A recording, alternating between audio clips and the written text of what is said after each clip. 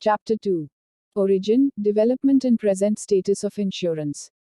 1. Insurance, as conceived as a method of sharing of the losses, embodying the principle of cooperation, existed in the early civilization. There is evidence that during the Aryan civilization, loss of profits in crafts industry was insured against by the village cooperatives in India. Similarly, contracts safeguarding risks of transport by sea or land were in existence under the auspices of traders' guilds and unions. 2. Insurance, understood as a technique providing protection against the fortuitous events for a consideration, had its origin in the bottomry bonds, which were issued by the Mediterranean merchants as early as in the 4th century BC. 3. A bottomry loan was an advance of money on a ship during the period of voyage. The loan was repayable with the agreed rate of interest on arrival of the ship safely at destination. If the ship was lost during the voyage, the obligation to repay the loan was extinguished. The interest payable constituted a sort of premium for the risk of total loss. Similar loans were granted on the security of cargo and were called respondentia bonds. 4. References to similar practices are also found in Manav Dharma Shastra, Code of Manu, which contained rules for sea form contracts which were observed by the traders from Broach and Surat who set sail in Indian-built ships laden with Indian merchandise to Lanka, Egypt and Greece. 5. Another forerunner of insurance was the marine practice of general average, whereby losses voluntarily incurred to save the common maritime venture were shared by contributions from all the interests, ship, freight and cargo, saved by the General Average Act. This practice dates back to 916 BC, when the Rhodians practiced it in their Mediterranean trade, involving transport of goods including their owners in rowing boats. 6. However, the earliest transactions of insurance as practiced today can be traced to the beginning of the 14th century in northern Italy. The Italian merchants, who were engaged in the Mediterranean trade with India via Constantinople and with the European countries by land, originated the practice of breaking up the bottomry bonds into two instruments covering separate transactions: the advance of money which was to be repaid on safe arrival of the ship, and a policy of assurance which paid the amount stated, in the event of loss at sea. This, then, was the beginning of marine insurance. Development of insurance in the UK. 7. This practice of marine insurance gradually spread northwards to the Netherlands and thence to London, where in the 16th century, it got firmly established in the mercantile transactions of Lombard Street, which was a centre for commerce. 8. As insurance transactions multiplied, disputes became inevitable, and in 1575 a Chamber of Assurance was established to register policies and settle disputes. This chamber played an important part during the formative period of marine insurance in London and devised a policy form whose wording is the basis of the modern marine policy. In 1607, the first piece of insurance legislation, an act sanctioning policies of assurances issued among merchants, was passed with the object of strengthening the position and powers of the Chamber of Assurance. 9. The early history of marine insurance is closely linked up with the origin and rise of Lloyd's. Shipowners, sea captains and merchants used to congregate in coffee houses to deal with their various mercantile transactions, and gradually, individual merchants added the business of accepting marine risks to their other lines of activity. 10. One such coffee house made memorable in insurance history was started by Edward Lloyd around 1680, and in this coffee house the practice of individual underwriting took shape. Eventually, around the middle of the 18th century, these individual underwriters formed themselves into an association with a common subscription. 11. In the meanwhile, they met with stiff competition from the London Assurance and the Royal Exchange Assurance, who, in 1720, obtained royal charters to transact marine insurance on an exclusive basis. This monopoly was repeated in 1824, after which many joint stock companies were founded, and these together with Lloyd's underwriters constituted the marine insurance market. 12. In 1871 the Lloyd's Act was framed to set up the Corporation of Lloyd's. In 1911 Lloyd's underwriters were empowered to transact other classes of insurance, commonly referred to as non-marine business. Today Lloyd's is regarded as a great international insurance center. Lloyd's underwriters operate with giant insurance companies in a spirit of cooperation and healthy competition. 13. In 1906, the Marine Insurance Act was framed to codify the marine insurance law, consisting of a considerable body of case law, customs and usages that had developed during the preceding 3 centuries. The Marine Insurance Act, 1963 of India is based on this act with some changes to suit local needs. 14. Although some form of fire insurance was transacted under municipal auspices in Germany and through private charity in England, attempts to organize fire insurance in the modern form were made only after the Great Fire of London in 1666. A London builder, Dr. Nicholas Barban, started the fire office in 1680. Other offices soon followed, but their operations were confined to the insurance of buildings.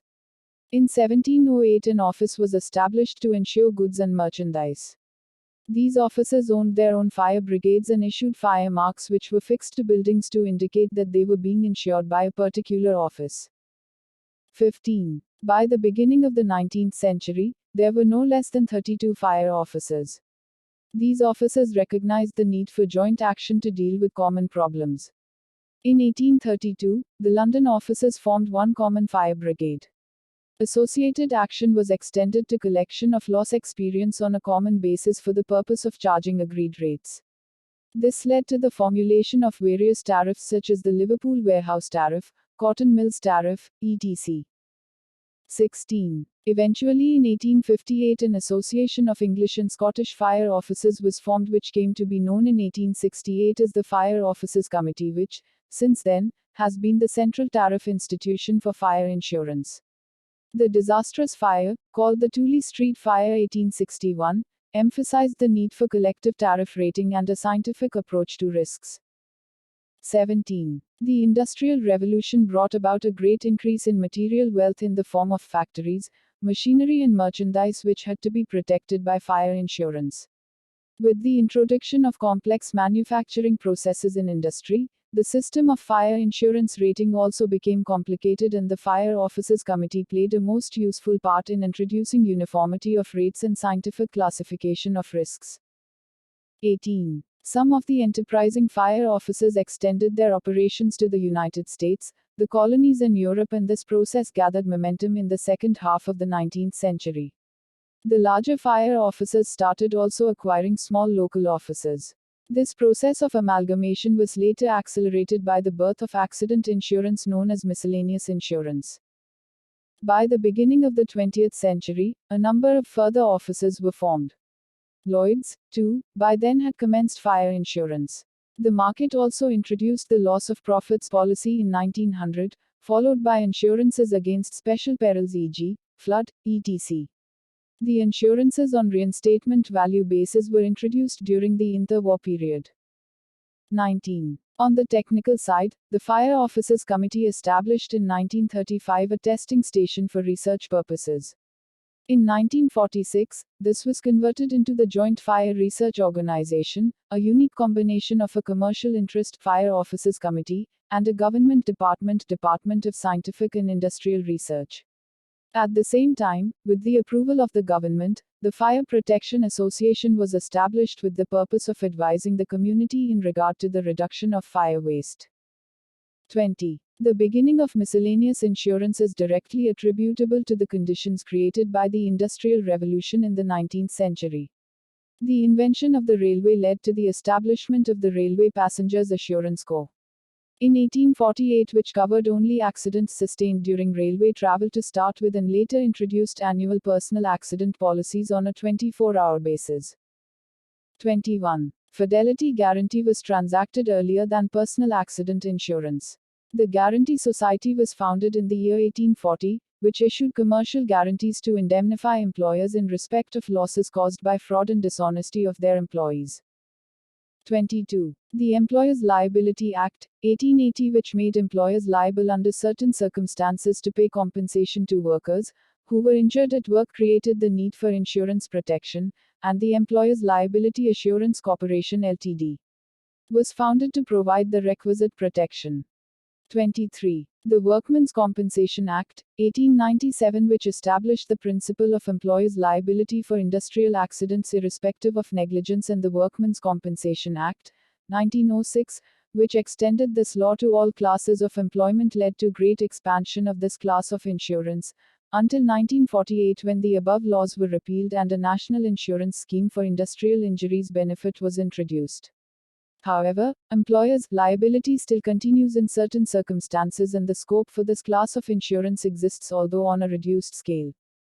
24. In the early years of the 19th century, there were many explosions of boilers causing heavy damage and bodily injury. Although the Manchester Steam Users Association was formed in 1854 to provide inspection services for boilers, a system of combining insurance protection with inspection service was started by the Steam Boiler Assurance Co. in 1858. 25. The Boiler Explosions Act, 1882, which provided for investigation of all boiler explosions and imposition of severe penalties for negligence in this regard, made this class of insurance all the more necessary. 26. Insurances of engines started about the same time in 1872, followed by insurances of electrical plant in 1887. The Engineering Officers Association was formed in 1920 to administer tariffs for certain classes of engineering insurance. The scope for engineering insurance was further widened by the passing of the Factories Acts, 1937, 1948, 1959 and the Consolidating Act of 1961. 27. The employer's liability insurances emphasized the need for liability insurance in another direction, viz. Towards third parties. Early third-party policies were issued in respect of horse-drawn vehicles since 1880. Engineering insurers also included a public liability indemnity in their boiler policies. Builders and contractors were the first clients for this class of business, followed by property owners, farmers, innkeepers, school authorities and sportsmen. Personal liability policies were also desired by citizens. 28. Claims from third parties against manufacturers for death or bodily injuries due to defective products led to the introduction of products liability indemnities. Even professional men like doctors, solicitors, architects, etc., began to receive claims for professional negligence, which created a need for professional indemnities. 29. The first motor vehicle entered the UK from the continent in 1894, and the Law Accident Insurance Society Ltd. started writing motor insurance business from the year 1898 onwards. There was tremendous expansion of road transport during the interwar period.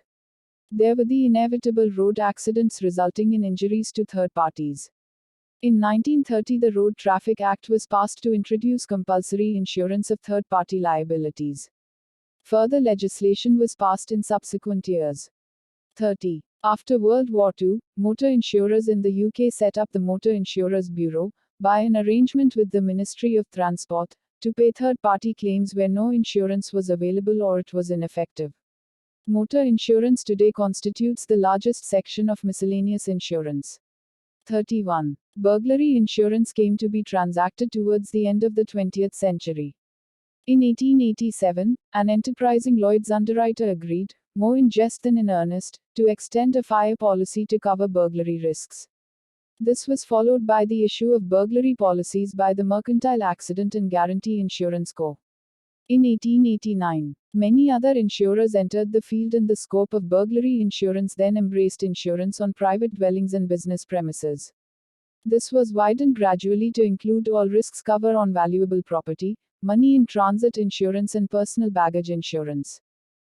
32. Aviation insurance had its small beginning in 1909-10. The interest in aeronautics was stimulated by World War I, and the demand for insurance was felt with the first regular civil aviation service, which began in 1919. As the risks involved were substantial as well as extremely hazardous, pools or groups of insurance companies were formed to provide the necessary cover. The first such group was the British Aviation Insurance, formed in 1923, later called the British Aviation Insurance Company Ltd. In 1935, another group, namely, the Aviation and General Insurance Company Ltd., was formed. 33. Aviation business was also transacted by Lloyd's underwriters right from the start, and today specialist aviation syndicates provide substantial insurance facilities to the world market. Moreover, with the acquisition of technical knowledge and experience in the field, many insurance companies opened separate aviation departments to deal with this business. 34. An interesting feature of the development of insurance in the UK is the rise of composite offices through the process of amalgamation. The earliest insurers were all specialist offices dealing with either marine or fire or motor insurance. During the 19th century, the large fire offices bought smaller fire offices which were doing business on a local scale and hence were not able to have a good spread. During this period, many accident specialist offices were established to underwrite workmen's compensation, motor, public liability, and engineering insurances. These offices, being new in the field of insurance, did not have the necessary financial resources nor did they have adequate statistical experience to transact business on a scientific and economic basis. 35. The established fire offices by then had acquired the necessary expertise and had built up adequate financial strength and an extensive branch organization. These offices naturally either opened accident insurance departments of their own or found it more convenient to buy up the newly established accident offices. As a result, there were many amalgamations and the process extended to the many marine and engineering offices. Since the 1920s, the insurance market came to be dominated by a few large composite offices. It is interesting to note that to date there have been not less than 2,000 amalgamations. The trend towards amalgamations and mergers was accelerated by the adverse business results of British insurers in North America in the 1960s. 36. The insurance market in the UK is highly developed to cater to the international insurance requirements. The market consists of powerful domestic insurance companies, foreign companies, and Lloyd's underwriters. The market is regulated and controlled by the state through stringent legislation. Development of insurance in India. 37. Although marine insurance as practiced today was introduced in Europe as early as in the 15th century and fire insurance in the UK in the 17th century, in India insurance was established only at the beginning of the 19th century. There is some evidence that between 1797 and 1810, marine insurance companies were established in Calcutta, which was the center of the East India Company's trade and commerce. It may, therefore, be said that marine insurance was the earliest form of insurance to be transacted in India. Marine insurance was followed by fire insurance, which was introduced by the Alliance British and Foreign Fire Insurance Co., which established an agency office at Chennai in 1825. 38. Other foreign insurance offices, mainly British, granted agency representations to leading British trading houses, who were actively operating in India in the field of import-export business, to which they added insurance business as a subsidiary line of activity. The British business houses were the managing agents for a large number of concerns such as tea estates, sugar factories, coal mines, jute mills, cotton mills and the like, and naturally they controlled the insurance of these concerns which they placed with British insurance companies. Agencies were opened by Royal Insurance Co. in 1848, by the North British in 1861 and the Commercial Union, followed in 1870. 39. By the year 1885 nearly 50 foreign offices commenced insurance business through agency houses. The majority of these offices were British and a few were from Australia, New Zealand and the continent. Some of these offices were members of the Fire Officers Committee formed in London in 1858, which introduced the East Indian tariffs which were observed by these offices in India. Nevertheless, as many offices were not members of this tariff body, there was no uniformity of rates of premium. 40. It was in 1850 that an Indian insurance company was formed to transact general insurance, namely the Triton Insurance Co. 41. Towards the end of the 19th century, the Indian traders and businessmen in Western India started taking active interest in insurance business as brokers. In this period, fire insurance transactions were confined to the metropolitan cities of Mumbai, Kolkata and Chennai. 42. These transactions were gradually extended to the Mofussil areas as industries developed outside these cities. The Indian brokers, however, operated only in Western India, and with their growing influence in the local mercantile community, they began to virtually control the business. As a large number of offices were engaged in insurance business, competition was inevitable and the limited amount of business controlled by the brokers led to high rates of brokerage and commission. The institution of brokers was, however, unknown in Kolkata and Chennai, where the business was placed directly with the offices without any intermediary. 43. Although there was acute competition for the business among the agency houses and among brokers, leading to unhealthy practices, it may be said that Indian insurance owes a great deal to the pioneering efforts of these institutions. 44. Notwithstanding the competition, the brokers found themselves confronted with problems of a common nature, and in 1882 they formed in Mumbai an association of fire insurance agents. Similar associations were formed in Kolkata in 1888 and in Chennai in 1896. 45. The first Indian tariff for fire business was formulated in 1894 and the Bombay City and Mofussil tariff in 1895, followed by the Calcutta tariff in 1900. In 1872, the first Underwriters Association was established in Mumbai. This association, served by committee members appointed by majority vote of insurers, worked in close conjunction with both the Fire Officers Committee and the Accident Officers Association Overseas of London. 46. As trade and industry developed, there was an increase of insurance potential, and many British officers, who had already made a success of their agency operations, began to convert the agency houses into branch offices or to open branch offices in addition to the agency houses. The insurance potential of the Indian market also attracted a few American officers. And in the early part of the 20th century, insurance came to rest on a firm footing. 47. At this stage, the development of insurance in India was influenced by the Swadeshi movement, which had gathered great momentum by then. The need for purely Indian insurance companies to cater to the insurance requirements of the mercantile community was keenly felt both on political and economic grounds, and in 1907, the Indian Mercantile Insurance Company was established with Indian capital. This strong nationalist movement became stronger since then, and at the end of the First World War, 7 of the largest Indian insurance offices were established. 48. The period between the two world wars was a period of struggle for the newly established Indian insurance companies, who with their limited experience had to contend with severe competition from the foreign insurers who had superior technical expertise and larger experience. 49. The position was further aggravated by the fact that exchange banks did not accord recognition to the insurance policies issued by Indian insurance companies except up to small limits. In these unsettled conditions, government intervention became inevitable. 50. Accordingly, in 1935 a special officer was appointed to investigate and report on insurance law reform, and in 1938 the Indian Insurance Act was passed and brought into force in 1939. This act incorporated the principle of uniform government control over all insurers, both foreign and Indian. The act was an important landmark in the history of insurance. 51. The act made important provisions relating to the following: statutory deposits and registration of insurers, periodical returns to government, prohibition of rebating out of commission or premiums, fixation of commission rates, licensing of agents etc., abolition of managing agency system, creation of the post of Superintendent of Insurance, later redesignated Controller of Insurance. The act was a combined piece of legislation for life as well as general insurance business. Note, this act is dealt with in detail in a later chapter. 52. The period between 1940 and 1950 saw a steady development of Indian insurance. Under the strong influence of the Swadeshi spirit, Indian enterprise set up various industries like textiles, sugar, paper, cement, matches, paints, etc.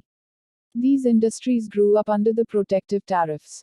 Moreover, as an indirect result of the Second World War, which had broken in 1939, rapid expansion of Indian industries was helped. Naturally, in this economic situation, the share of insurance business of the Indian insurance companies registered a sharp increase from 11% in 1929 to 31% in 1939. 53. During this period, large joint stock companies were floated, and the managing agents who controlled these companies sought to maintain close relations with financial institutions like banks and insurance companies in order to obtain finance for their industries. This led to purchase of a number of insurance companies by interested parties to acquire a controlling interest in these companies and thereby obtain the necessary finance. During the period 1942-45, 10 composite offices, i.e., Life and General, and 15 general offices were established as the direct result of the increase in insurance business potential with the purchase of several foreign business houses by Indian businessmen. 54. The unholy alliance between the industries, banks and the insurance companies had an unhealthy influence on the insurance market as a whole, which led to the appointment by the government in 1945 of the Kovasji Jehangir Inquiry Committee. Their recommendations, along with the recommendations of an informal committee appointed in 1949, were largely accepted in the amendment of the Insurance Act in 1950. 55. The explosion which occurred on board the S. Fort Stikine in Bombay docks on the 14th of April 1944 created an extraordinary situation for the insurance industry. The war exclusion clause raised doubts about insurers' liability under the policies. However, the government took a sympathetic view and issued the Bombay Explosion Compensation Ordinance, 1944, providing for compensation for losses of insured property. The scheme of compensation also extended to uninsured property and personal injuries. Under the scheme, compensation was paid out both by the government and the insurance companies in certain agreed proportions. 56. The partition of the country in 1947 posed its own problems for the insurance industry. The cotton, wheat and jute growing territories of the Punjab, Northwest Frontier Province, Sindh and Bengal were a highly developed market for fire insurance. The movement of population from this area, particularly of the business community, affected the insurance business. 57. The problem was aggravated by the large number of riot claims preferred against insurers. The settlement of the claims was a protracted process as there were difficulties in investigation and assessment due to lack of proper records which were destroyed in the riots. Most of the displaced policyholders had to leave behind their policies and could not quote their policy numbers. There were problems of evacuating the offices and re-establishing them in India. It was only after a considerable time that normalcy was restored. 58. As a result of the recommendations of the Kovasji-Jehangir Committee, the Insurance Act, 1938, was amended in 1950. Far-reaching and important changes were made by the amendment. A greater control and supervision of the working of insurance companies was the underlying principle of the amending legislation. 59. The principal changes were a. Limitation of expenses of management. b. Limitation of commission payable to principal agents and the ordinary agents. C. Establishment of the Insurance Association of India. According to the amendment, the insurers had to regulate their management expenses including commission, within a scale prescribed under the Act, which scales were in the form of percentage of gross direct premium, on a descending slab system. 60. The Act restricted the commission payable to principal and ordinary agents. The principal agents, however, ceased to exist from 1957, from which date only ordinary agents were permitted. 61. The Act established a statutory association of insurers called the Insurance Association of India with Indian companies as members and foreign companies as associate members. The association had two councils, Life Insurance Council and General Insurance Council. The latter operated through the executive committee whose functions were to aid and advise insurers in the matter of rendering efficient service to policyholders and setting up standards of conduct and sound practices. 62. The General Insurance Council also constituted the tariff committee to control and regulate rates, terms and conditions of the business. 63. The whole object of this machinery is to create a collective sense of responsibility among the insurance companies and a statutory machinery to advise the government in the matter of control and supervision of insurance companies. This was a unique experiment in cooperation between business and government. 64. The period from 1951 onwards was marked by a rapid growth of insurance business, made possible by the large-scale economic development through the 5-year plans and increasing insurance consciousness among the people. 65. The increased business emphasized all the more the need for reinsurance protection, which of necessity had to be arranged in foreign markets, mainly British and continental markets. The problem of conserving foreign exchange was acutely felt in India as in all developing countries as a result of drain on foreign exchange involved. 66. All the insurers, Indian as well as foreign, operating in India formed the India Reinsurance Corporation, 1956, to provide reinsurance cover. All insurers were obliged to make compulsory cessions to the corporation at a fixed percentage. 67. The reinsurance market was further strengthened by the setting up of another professional insurer, viz. the Indian Guarantee and General Insurance Company Limited in 1961, who received similar cessions now called statutory cessions, on a compulsory basis as the India Reinsurance Corporation. 68. The life insurance business was nationalized in 1956 and the Life Insurance Corporation of India was set up to transact life business on a monopoly basis. In the year 1964, the Life Insurance Corporation of India also entered the field of general insurance. 69. The need to save foreign exchange was particularly felt in marine hull insurance where the premiums are substantial and in accordance with the direction of the Reserve Bank of India, all Indian ships were insured in India since 1953. 70. To implement the accepted policy of the government to introduce a socialistic pattern of society, there was a demand for nationalization of general insurance. The government took certain measures to introduce social control in general insurance. 71. In 1958, the Insurance Act was further amended which gave wide powers to the controller of insurance. There were also changes made in regard to the quantum of deposits to be paid into Reserve Bank of India, fees for registration of insurers and for obtaining agency license. The General Insurance Council was replaced by a tariff advisory committee with regional and subcommittees. The Act made provision for licensing of surveyors and loss assessors. The Act also made important provisions in regard to payment of premium before assumption of risks by insurers. 72. On May 13, 1971, an ordinance was promulgated by the President of India to take over the management of general insurance companies by the government. In 1972, the General Insurance Business Nationalization Act, 1972, was passed. The object of the Act as stated therein was, inter alia, to serve better the needs of the economy by securing the development of general insurance business in the best interests of the community. Under the provisions of this Act, the General Insurance Corporation of India was established by the government for the purpose of superintending, controlling and carrying on the business of general insurance, with effect from the 1st of January 1973. 73. Its functions stated in the Act, inter alia, relate to carrying on general insurance business. Aiding and assisting the four subsidiary companies in matters of standards of conduct and sound practice, service to policy holders, control of management and other expenses, etc. General insurance became a monopoly of GIC and its four subsidiaries. 74. With the dawn of liberalization and economic reforms, the central government appointed an expert committee under the chairmanship of R.N. Malhotra. The various recommendations by the committee have been accepted. The result is the passing of the Insurance Regulatory and Development Authority Act 1999. Present status of insurance. 75. The objectives of the IRDA Act as stated in its preamble are, inter alia, to regulate, promote and ensure orderly growth of the insurance industry and matters connected therewith or incidental thereto.